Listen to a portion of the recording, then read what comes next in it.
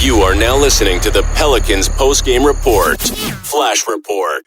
But y'all heard this stuff about with DeMarcus Cousins. It's told Cooper Flagg to choose Duke, to stand Duke an extra year to avoid playing for the Pelicans. This is what DeMarcus Cousins told him. DeMarcus had some advice for Cooper Flagg when it comes down to New Orleans. He says, choose another year in college instead. Right? That's what he told him. The Pelicans are currently in play for this year's number 1 overall pick in the 2025 NBA draft. The consensus projected top pick is Flagg, the star Duke forward. The main native has averaged almost 20 points, 7.5 rebounds, and 4 assists per game. As of Friday morning, the Pelicans have the 4th highest chance at landing the number 1 pick. Cousins stated, in his opinion, on FanDuel TV, the Run It Back show with Lou Williams, Chandler Parsons, and Michelle Beadle, he said Cooper Flagg go back to Duke or the Utah Jazz. He says, or the Jazz, my brother. With the Pelicans, you'll get lost in the sauce with the Saints. And I don't know how the Saints got going on with it, but he just meshing it all together. But here, let me play it for you, fam. This is I could play here that little audio for you so you can hear it from the horse's mouth. So y'all pull in the chat if y'all can hear what he's saying. Hold on. Let me just... Cooper Flagg. Go back to Cooper Flagg.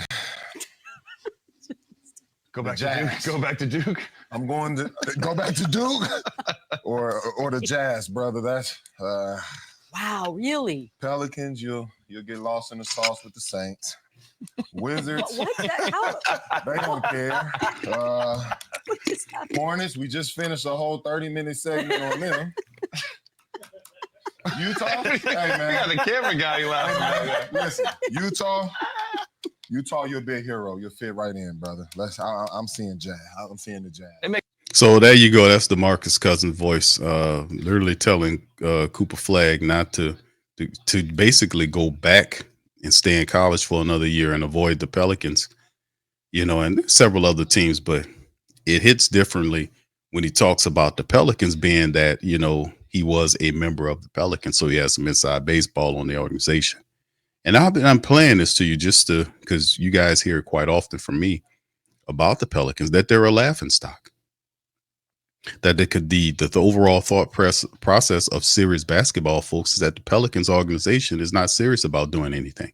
They're not serious about competing for championships. And even though we have a very attractive city for people that want to come down here, it's a moving and shaking city, it ain't exactly, it's better than going to a Utah or some of these other places. No disrespect to the Utah people, but, it's a tourist destination. You got food and everything. You got a lot of stuff that you can do in the region down here in New Orleans. So that is going well for you. That works well for you. The NBA loves New Orleans. But the problem is the organization is ran by stupid people. It's just what it is. They only care about making money.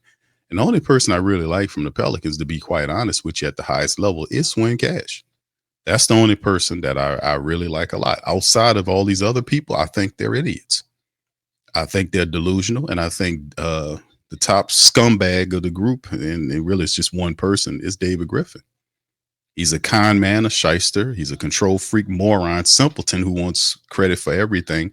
He hires weak people around him so he can control and manipulate them. He has serious character issues that I've repeatedly and over time put on this show. And then you have people like DeMarcus Cousins who will kind of throw and put this stuff out here, and other former players that play for the Pelicans will then talk about their experience with the Pelicans. And it's always something like this. So telling the Duke player to stay away, because when the season started, like I was alluding earlier before I got to this, was the fact that this was supposed to be a season in which the Pelicans were supposed to take a step from the 49 wins or whatever it was last year. And they're sitting up here with 17. And then David Griffin, what he did the same time when the Saints had an event going on, when they hired Kellen Moore as the head coach, he pops up with a presser the same day. You didn't think that he planned that out? The whole damn time, he had plenty of opportunities, but he came out with a presser the same day the Saints hired the coach. Why? Because he knew he would get the lesser of the press. He didn't want to be the main focal point or the main fulcrum of the news media, so he did it that way. Very sick. But I see what you're doing. You're not really smart. You're just really weakly cunning. But it's just enough for us to peep you out and spread the game out on you. So like I said, this is the overall consensus in NBA about the Pelicans. They're a joke team. They're not really serious about winning, and they just want to make money. And they had a mitigated goal to ask for a brand new stadium. Like that's supposed to contribute to them winning. So in the end, it's just, will it ever change? Nobody gets punished for anything. You can lose, you can you can have this dumb coach up here with the big nose, not knowing what he's doing, supposed to be fired. And we don't do, and it's justified. So Cousins, he played 65 games with the Pelicans from 2017 to 2018. He once participated in the Mardi Gras parade on the float with former teammate and fellow All-Star Anthony Davis. He hasn't hesitated to discuss the Pelicans on the show this season, as he's advised All-Star forward Zion Williamson to break up with the franchise, to go to a city and a team that will force more discipline on him. He's been saying stuff like this about the players. The Pelicans are 17-47, a large drop off from 49-33. New Orleans entered the season with high expectations by adding former All-Star guard DeJounte Murray from the Hawks. Unfortunately, the story of the season has been injuries, as Murray himself suffered a season-ending ruptured right Achilles tendon. Let's see if this writer writes bad coaching on here. They never do. A pair of reasons for the optimism for the regular season, however, have been the breakout season for Trey Murphy III, and Williamson has been the reported lowest weight of his NBA career. Isn't that something? Is that really a high point, that Zion Williamson is finally keeping his weight down? Is that what that is? The bar, has the bar been low that much? That is something that was supposed to happen from the get-go, right? That's lowering the bar like a son of a gun. We know Trey Murphy would do his thing, because they knew schematically when you drafted Trey Murphy, he fits well with Zion's gravity because he's a shooter. He's more than a shooter now, but he can light it up. So having Zion there to pull people away from him gives him easy and sometimes wide open shots. And it has worked. So Trey Murphy's averaging almost 22 points a game, 5 rebounds, and almost 4 assists, while Zion's averaging 24.6, 7.4 rebounds, and 5 assists. And Zion, of course, he'll be on the minute restriction for the rest of the season. But this is not something you look at as a organization to smile at. But the Pelicans are a team, that are they're a joke. Especially tonight.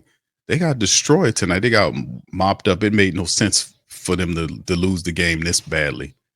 Just dumb defense, bad. It's just what it's been the entire length of the season. So it's no real big surprise if you're a Pelican person, right?